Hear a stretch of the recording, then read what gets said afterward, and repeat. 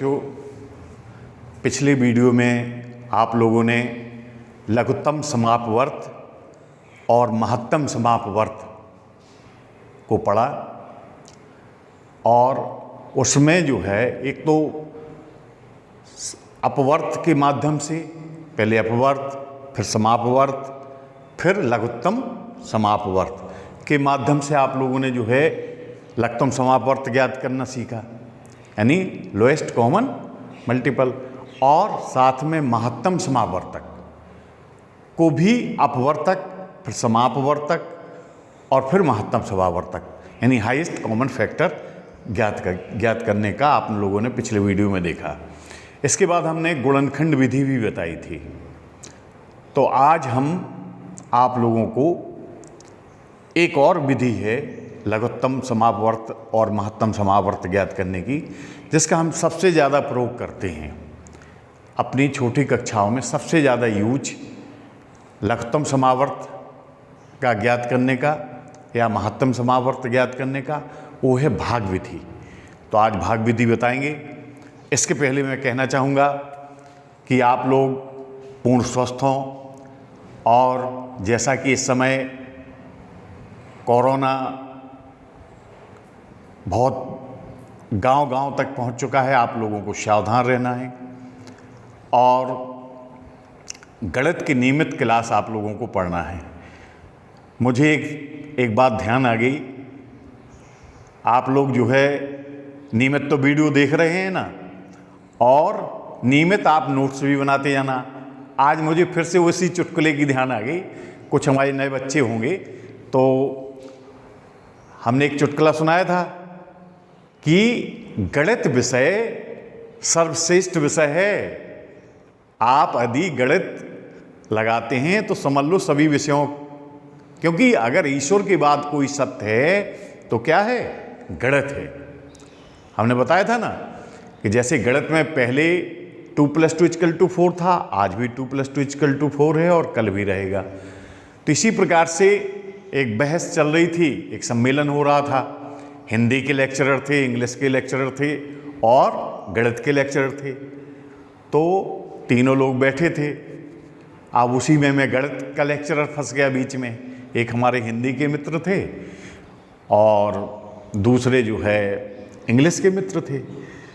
तो हिंदी वालों ने कहा कि देखो मिस्टर शुक्ला जी, हम आपको कह सकते हैं कि आप यहाँ से बाहर जाइए, और इंग्लिश वाले बोले कि हम भी कह सकते हैं कि गेट आउट। तो आप क्या कहेंगे गणित में? तो थोड़ा तो मैं सोचने लगा। तो मैंने कहा ऐसा है कि ज़्यादा आप दोनों लोगों ने 2, 3, 5 किया तो हम 9, 2, 11 कर देंगे, ठीक? तो इस प्रकार से गणित भी एक बोलचाल की भी भाषा है, ठीक है? एंजॉय से पढ़िए, प्रसन्न रहिए। और गणित यदि आप लगाने बैठ जाएंगे तो आपको समझ लीजिए कि संसार में आपका कोई भी कष्ट हो, अगर आप मैथ लगाने बैठ जाएंगे तो मैथ का पूरा कष्ट भूल जाएगा। चलिए आज फिर से हम चलते हैं, और मैं फिर से बता दूं कि आप लोग बहुत रुचि से पढ़ रहे हैं, बहुत फ़ोन आ रहे हैं हम लोगों के पास और बराबर आप लोगों के रिस्पांस मिल रहे हैं, वही हमारा मनोबल बढ़ाते हैं। और हम चलते हैं आज लघुत्तम समापवर्त और महत्तम समापवर्तक के एलसीएम एंड एचसीएफ के तीसरी विधि यानी भाग विधि में। एलसीएम एंड एचसीएफ, ठीक है, मैं पूरा विस्तार से नहीं लिख रहा हूँ। Lowest common multiple and highest common factor की भाग विधि। भाग विधि द्वारा हम कैसे एलसीएम और एचसीएफ ज्ञात करेंगे, ठीक है? आप लोगों ने गुणनखंड विधि पढ़ ही ली है, ठीक है? अपवर्त और अपवर्तक द्वारा पढ़ ली है। तो कोई भी एग्जाम्पल ले लें, जैसे एक एग्जाम्पल ले लिया 56, 70 और 84। क्वेश्चन हो गया कि इन संख्याओं का क्या ज्ञात करना है? एलसीएम, ठीक है? एलसीएम ज्ञात करो। ठीक है, एलसीएम ज्ञात करना है। तो भाग विधि में हम पहले देखो विभाज्यता का नियम इसमें हम लागू करते हैं। विभाज्यता का नियम में हम पहले ये देखते हैं कि शुरू से छोटी संख्या से देखते हैं, क्या ये तीनों संख्याओं में से पहले हम ये चेक करते हैं कि क्या ये 2 से डिवाइड है। अगर 2 से डिवाइड नहीं है तो फिर 3 से डिवाइड करेंगे, देखेंगे कि होगी कि नहीं होगी। विभाज्यता के नियम आप लोगों को मालूम है ना। फिर अगर 3 से नहीं है तो फिर 5 से देखेंगे। ठीक, इसी प्रकार से हम बढ़ते हुए चले जाएंगे। तो देखो अभी हाल तो इन तीनों संख्याओं में से कोई भी संख्या अगर 2 से डिवाइड है तो पहले हम 2 का ही इससे 2 से ही डिवाइड करेंगे। तो अभी हाल तो हमारी समझ में आ रहा है, इसका इकाई का अंक 6 है, इसमें इसका भी यूनिट 0 है और इसका भी 4 है, तो 2 से तो डिवाइड हो जाएगी। तो इसमें हमने सबसे पहले 2 से डिवाइड किया। अब 2 से डिवाइड किया तो इसका 2 का 56 में भाग दिया तो कितना आ जाएगा 28। 2 का 70 में दिया 35। 2 का 84 में दिया तो 42। अभी भी 2 का, क्योंकि इसमें 8 है इसमें 2 है, अभी फिर 2 का चला जाएगा। मतलब 3 या 4 जितनी भी संख्याएं हैं, यदि किसी भी एक संख्या में 2 का डिवाइड होता है तो हम जब तक भाग देते रहेंगे 2 का, जब तक 2 का डिवाइड वाली कोई संख्या ना बचे। फिर 2 का दिया तो यहाँ हो गया 14। इसमें भाग नहीं जाता, इसको हमने 35 को जगह तो लिख लिया। ठीक है, और इसमें गया, अब देखते हैं फिर 2 से जा रहा है, क्योंकि भी 14 2 से डिवाइड हो रही है। 14 2 से डिवाइड हो रही है, तो 2 का 14 में दिया। अब हम देखते हैं कि 2 से अब संख्या कोई डिवाइड नहीं हो रही है। राइट, ठीक है। अब 2 से डिवाइड नहीं हो रही तो अब किससे हो रही है? देखो 3 से हो जाएगी, 21 भी हो जाएगी, तो हम फिर अब 3 का देते हैं। ये 7 जगह तो हो गया, 35 में नहीं जाता है, और 21 में दिया तो 7 बार गया। अब देखो 3 खत्म है। अब 3 के बाद देखो देखते हैं हम 35 कैसे डिवाइड हो जाएगा 5 से। ये 7 जगह तो लिख दिया, 5 का डिवाइड किया 7, फिर ये 7, लास्ट में क्या बचा 7, तो लास्ट में हम 7 का डिवाइड कर देंगे। जब तक डिवाइड करते जाएंगे जब तक हमारा यहाँ 1 1 1 ना आ जाए। ठीक, राइट। इस विधि को आप लोगों ने पूरा समझ लिया ना, क्लियर है ना। हम पहले जो भी अभाज्य संख्याओं का भाग देते हैं खास तौर से, तो हम पहले 2 से डिवाइड देखते हैं, फिर 3 5 7 इसी प्रकार से आगे बढ़ते जाएंगे। तो छोटी संख्याओं से बड़ी संख्याओं की ओर बढ़ते हैं। ठीक है, अब इसका हमें निकालना है एलसीएम। एलसीएम ऑफ, तो जितने भी हमारे ये गुणनखंड आए हैं इनको हम क्या करेंगे, मल्टीप्लाई करेंगे।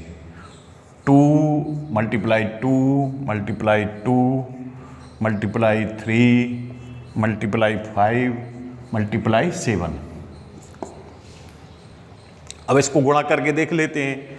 2 दूना 4, 4 दूनी 8, 8 ती 24, और 24 पंचे 120, और 120 सत्ते यानी बरसात 84, एक बिंदी रख देंगे तो कितना आ गया 840 यानी 840।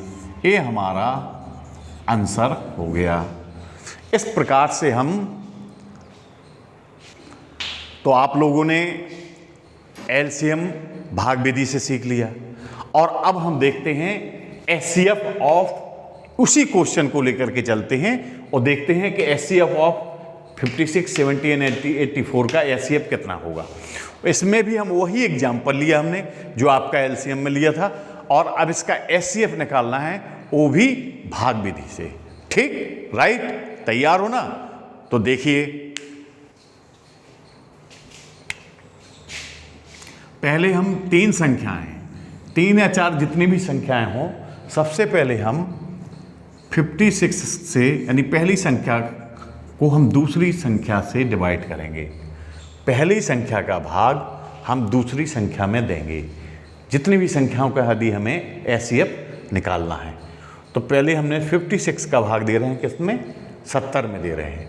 तो 56 का भाग 70 में एक ही बार जाएगा लगभग, ठीक। अब इसको घटाएंगे तो 10 में से 6 गई, 4 चल गई, 1 7 में 6 गई, 14 आ गया शेष। अब जितना शेष बचा, अब देखो इसमें यही ध्यान रखना है, पहले हमने पहली संख्या का दूसरी संख्या में भाग दिया, यानी 56 का भाग दिया 70 में, तो 56 का भाग दिया 70 में, तो एक बार गया, घटाया तो 14 आ गया। अब 14 को हमने जितना शेष आया और 56 में जो हमारा जिसका हम भाग दे रहे थे, फिर 14 का भाग दे दिया, तो अब तो ये डिवाइड पूरा हो रहा है 14 4 जा 56, 14 चौको 56। तो इस प्रकार से हमारी ये संख्या 14 से डिवाइड मानी जाएगी, 14 से डिवाइड हो गई, ठीक है। अब जो 14 से डिवाइड हो गई, तो इसका हम तीसरी संख्या में चेक करते हैं, यानी तीसरी संख्या है हमारी 84। 84 का हम 14 में भाग दे के देख लेते हैं कि इसमें डिवाइड हो रही कि नहीं हो रही। अगर डिवाइड हो रही तो फिर हमारा यही एचसीएफ हो जाएगा। तो 14 का हमने भाग दिया इसमें, तो 14 6 जा 84, पूरा पूरा चला जाता है। तो आता है हमारा आंसर कितना आ गया? HCF equal to 14। ये हमारा आंसर हो गया, ठीक, राइट। इस प्रकार से हम जो है भाग विधि से, अब इसका स्क्रीनशॉट लेना चाहो स्क्रीनशॉट ले लीजिए, ठीक है। और इसके बाद हम 1-2 एग्जाम्पल और लेकर के चलते हैं, ठीक, ओके।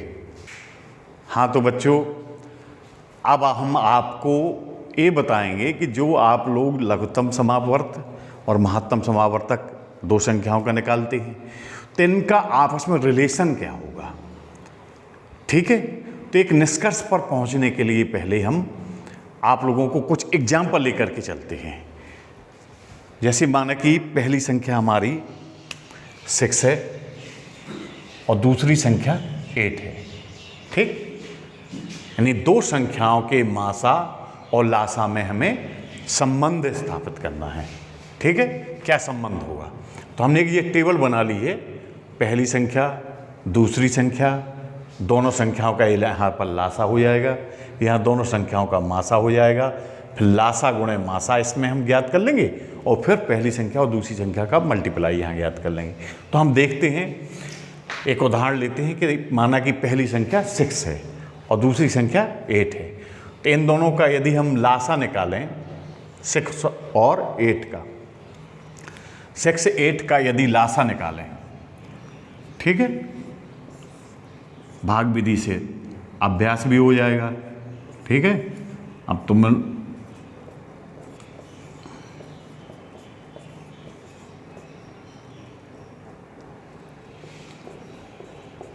कितना आ गया? 2 दूना 4 दूनी 8 थी 24, ठीक, राइट। तो इसका लासा हो गया 24। अब इसका अगर हम मासा निकालें तो 6 का भाग 8 में दिया, 1 बार गया, कितना आ गया? 2 का भाग दे दिया 6 में, तो यहाँ पर 3 बार चला गया, तो यानी इसका मासा कितना हो गया? 2 हो गया। इस प्रकार से हमने 2 संख्याएं ली, पहली संख्या ले ली 6 और दूसरी संख्या ले ली 8, दोनों का लासा निकाला 24 आ गया, मासा निकाला 2 निकाल लिया, ठीक है। अब हम लासा और मासा, जो लासा आया और मासा आया, इन दोनों संख्याओं का क्या करेंगे? आपस में गुणा करेंगे, लासा मल्टीप्लाई मासा। तो लासा कितना है? 24, मासा कितना है? 2, दोनों का गुणा किया तो कितना हो गया? 24 2 जा 48। अब हम पहली संख्या और दूसरी संख्या, पहली संख्या है 6 और दूसरी संख्या है 8, इन दोनों का गुणा करेंगे तो 6 8 जा 48, ठीक। अब एक और एग्जाम्पल लेते हैं, फिर बिल्कुल क्लियर हो जाएगा, ठीक है। माना कि 2 संख्याएं और ले लें, एक ले ली हमने 4 एक ले ली 9। तो निश्चित है इन दोनों संख्याओं का लासा कितना आ रहा है, अब तो निकाल लोगे ना। 4 और 9 का लासा कितना हुआ, 36, राइट। तो होगा 36। अब 4 और 9 का मासा, तो देखो 4 और 9 में कोई भी ऐसी संख्या नहीं है जो दोनों का कॉमन फैक्टर हो। तो हमने बताया था कि जब ऐसी कंडीशन होती है तो 1 सबका कॉमन फैक्टर होता है।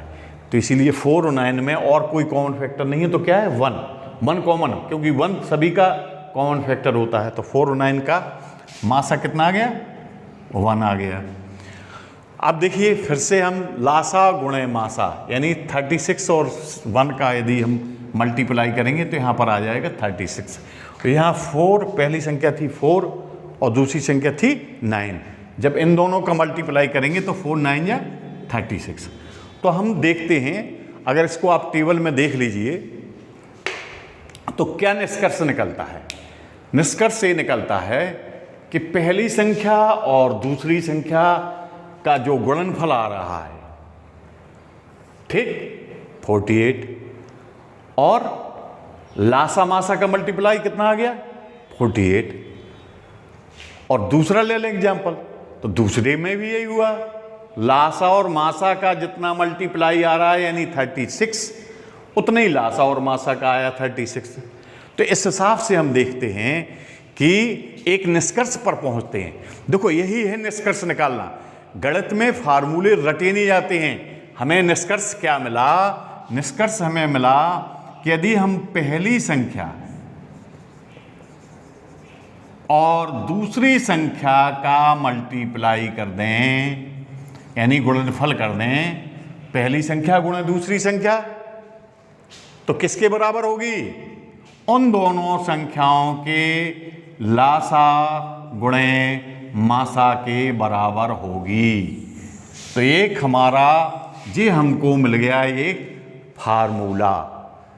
तो अब तुम लोगों को ये रटना नहीं है कि गुरुजी ने बता दिया कि पहली संख्या गुणे दूसरी संख्या बराबर लासा गुणे मासा। तो गुरुजी ने, कोई भगवान ने कोई एक सूत्र भेजा और गुरुजी ने गुरु मंत्र दे दिया। तो गुरुजी का गुरु मंत्र नहीं है, ये स्वयं तुम एक निष्कर्ष पर फार्मूला जो है, पहले हम सवाल देखते हैं, जब उसी प्रकार के कई सवाल बन जाते हैं तो फिर उसी से बन जाता है सूत्र की उत्पत्ति हो जाती है। तो फार्मूला भी यहीं बनाए गए हैं। अब इसी हम मेथड को कई सवालों में हम क्वेश्चन में यूज कर सकते हैं। हम जब एक निष्कर्ष पर पहुंच गए तो आगे समझ में कि हमें फार्मूले को हम याद नहीं करते हैं, फार्मूला हमारे उत्पन्न होते हैं। ठीक, अब इसके एग्जाम्पल पर हम चलते हैं। ओके, तो हमें निष्कर्ष पर निकले। अब इसी से हम कुछ और सूत्र बना सकते हैं। कैसे, जैसे हमने बताया था पहली संख्या गुणे दूसरी संख्या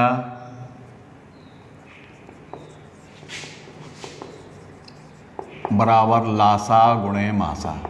ठीक है, अब इससे हम और क्या निकाल सकते हैं। माना कि अगर उसने पूछ दिया 4 चीजें हैं, 4 में से 3 दे दिए हैं, जैसे लासा और मासा दे दिया और एक संख्या दे दी, तो पूछ देगा दूसरी संख्या निकालिए। तो दूसरी संख्या बराबर क्या हो जाएगा, दूसरी संख्या बराबर, हम इस पहली संख्या का उस तरफ पक्षांतर कर दें तो बन जाएगा फार्मूला लासा गुणे मासा बटे पहली संख्या। ठीक है, इसी सूत्र को पक्षांतर करके। अब जैसे पहली संख्या और दूसरी संख्या दी गई है, लासा दिया है और मासा पूछ दिया, तो मासा बराबर क्या हो जाएगा, यानी पहली संख्या गुणे दूसरी संख्या की जगह हम एक शब्द और प्रयोग कर सकते हैं, दोनों संख्याओं का गुणनफल। एक ही चीज तो है, पहली संख्या गुणे दूसरी संख्या, यानी ये भी हम शब्द यूज कर सकते हैं। ये परीक्षा में, मतलब क्वेश्चन में ये भी आ सकता है कि किन्हीं दो संख्याओं का गुणनफल इतना है और लासा इतना है, तो मासा ज्ञात करो। तो दो संख्याओं का गुणनफल, यानी ये वही चीज हो गई, पहली संख्या गुणे दूसरी संख्या बटे लासा, तो मासा निकाल लेंगे। अब अगर मासा दिया है और लासा निकालना है तो लासा बराबर हो जाएगा दो संख्याओं का गुणनफल बटे मासा। इस प्रकार से हम ये निष्कर्ष पर पहुंचते हैं और ये हम कई सूत्र लगा लेते हैं। अब हम एक एग्जाम्पल लेते हैं तो और क्लियर हो जाएगा। और दो संख्याओं का मासा 18 और लासा 504 है। क्वेश्चन लेते हैं, दो संख्याओं का मासा 18 और लासा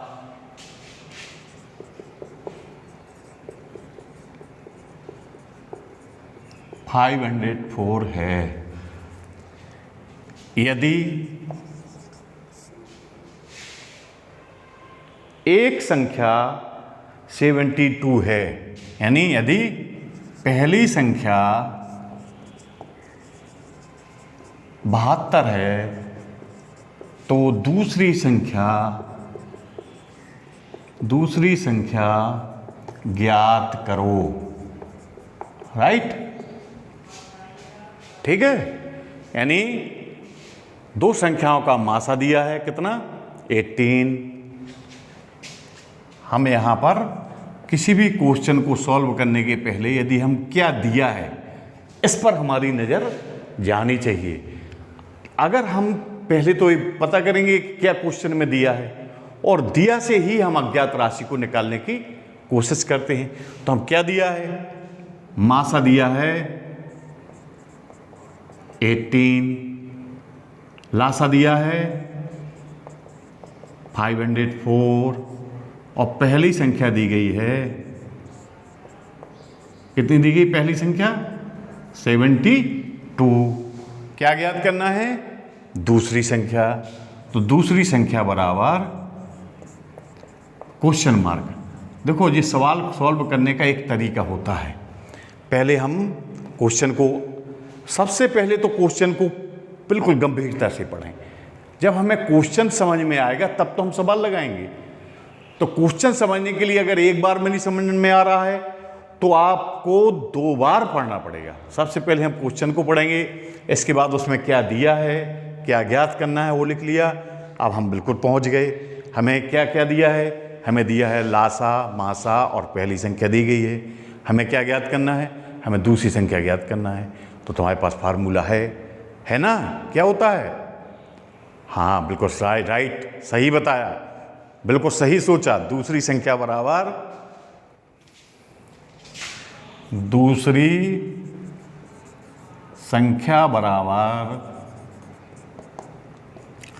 लासा गुणे मासा बटे पहली संख्या। राइट, ठीक है। तो लासा कितना है, लासा दिया है 504, मासा दिया है 18/72 पहली संख्या दी गई है। अब देखो इसको हम डिवाइड करेंगे। तो डिवाइड करने के लिए हम ये देखते हैं कि कौन सी संख्या कैसे सरल हो जाएगी। वैसे हम सबसे पहले अगर देखते हैं तो 18 और 72 है, तो 18 से 72 डिवाइड हो जाएगा। 18 4 जा क्या है, 18 4 जा 18 1 जा 18, 18 4 जा 72। तो यहाँ अब आ गया 4। अब 4 से हम डिवाइड कर दें इसको। 4 से इसको डिवाइड करना है तो देखो अगर बड़ी संख्या है तो हम मन में भाग देते जाते हैं। जैसे 4 का 5 में भाग दिया, 4 1 जा 4, एक कैरी बच गया, अंक उतारा 0 का, 4 दूनी 8, फिर 2 कैरी बच गया, अंक उतारा 4 का, वो 2 शेष बच गया बैलेंस। ठीक है, अंक उतारा 4 का तो कितना हो गया है, 4 6 जा 24। तो हमारा आ गया 126। अतः बाद में आंसर जरूर लिखेंगे। अतः दूसरी संख्या बराबर 126 ये हो जाएगा आंसर। ठीक है, तो स्क्रीनशॉट ले लो, ठीक है, इसका स्क्रीनशॉट ले लो। अब इसी प्रकार से हम प्रश्नावली जो दी गई है क्लास 6 में, खास तौर से इसकी प्रश्नावली 3 या 4 प्रश्नावली दी गई हैं, तो सभी प्रश्नावलियों को सॉल्व करेंगे। तीनों विधि, बल्कि हमने तीनों विधि बता दी हैं, अपवर्तक द्वारा, फिर इसके बाद गुणनखंड विधि, फिर भाग विधि, फिर लासा मासा में संबंध। तो हम नेक्स्ट वीडियो में मिलेंगे। यदि आपकी कोई प्रॉब्लम्स है तो निश्चित है कमेंट्स बॉक्स में आप लिख कर भेजें, या हमारा जो हमने व्हाट्सअप नंबर दिया था उसमें भी भेज सकते हैं, और हमारे बच्चे फ़ोन से भी पूछ सकते हैं, ठीक है। तो पूरा प्रयास रहेगा, आप पढ़ते रहिए और डेली का डेली देखते रहिए, तो निश्चित ही आप सफल होंगे। और हम नेक्स्ट वीडियो लेकर के आएंगे। यदि कोई प्रॉब्लम होगी तो हम इसकी लासा मासा की प्रॉब्लम बता देंगे, हैं, और नहीं तो हम नेक्स्ट टॉपिक ले लेंगे। यदि आपका कोई कमेंट्स नहीं आएगा तो हम समझ जाएंगे कि आपको कोई प्रॉब्लम नहीं है। तो इसी के साथ ठीक, ओके, धन्यवाद।